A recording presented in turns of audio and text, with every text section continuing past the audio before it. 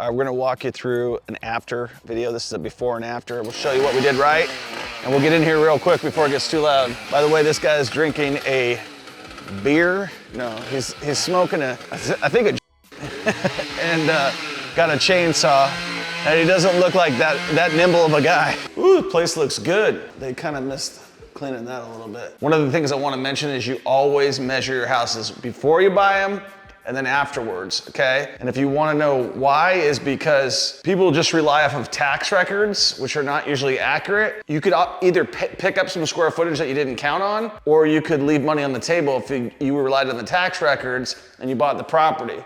So we're just going through here to look at everything. We've got our place for our oven, our place for our dishwasher, and we're not putting any of that stuff inside here because shit gets stolen. I never put appliances in.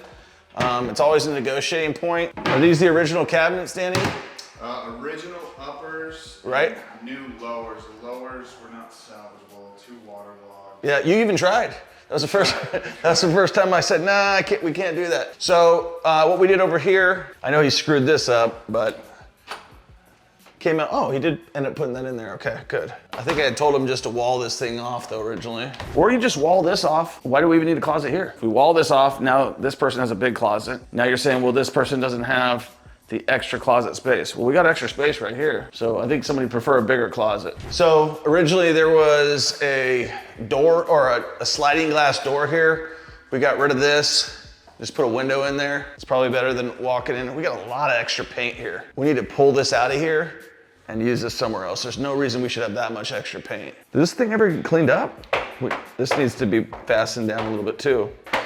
It shouldn't rattle. It needs to be sticking to the ground. It doesn't look like they put any underlayment under here, does it? Doesn't sound like it. That's why we do the final walk. So this is fine. Not ideal, but it's gonna be all right. Fandelier. These are the new craze. Literally, I got like, I don't know, 26,000 views on the last one. Like, people really dig these things. It doesn't push out a ton of air, but it's less than 50 bucks on Amazon. Seems to work good. The house looks really good compared to what we had before. I mean, overall, this looks good, but I mean, when you're dealing with people who continue to make the same mistake over and over again, it's kind of like dealing with my kids. They keep doing the same thing over and over again, but we have overall a nice house here. We just need them to clean it up a little bit better. And then we figured out we didn't have a furnace done till the end. So this is the furnace. We gotta throw that thing in there. And we're missing closet doors here. Overall, this looks good. What did we pay for this flooring, Danny? Do you remember? Definitely budget friendly. Budget friendly. That's a nice word. Cheap.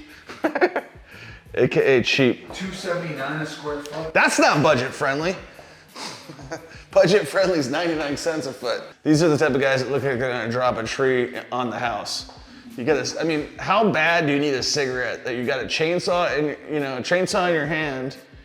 It just doesn't make any sense to me. So this is the after. Obviously, there's a couple little things to touch up. They'll probably be called out the inspection. The biggest one is the furnace. Let's walk around the exterior too. But you got good lighting in here, smoke detectors. Danny asked if we're gonna put an apron on there. No is the answer, because like at some point you gotta stop this shit. You gotta stop doing this. You gotta stop spending money on things. So if you remember the exterior before, it's pretty rough. Looks a lot better now. You're not gonna have a perfect house ever when you're flipping. And sometimes when people buy it, they expect it perfect. It's never gonna be perfect. It's gonna be better than anything else. So the big question is, how much are we gonna be able to sell it for? How much do we make, or how much do we lose? I believe we paid $105,000 for the house. Do you remember what we're in it for, Danny, right now? 60, call it. We'll say 165. And hopefully we can get around 210 for it. I'm guessing, because we had that thing works. Should have been caged.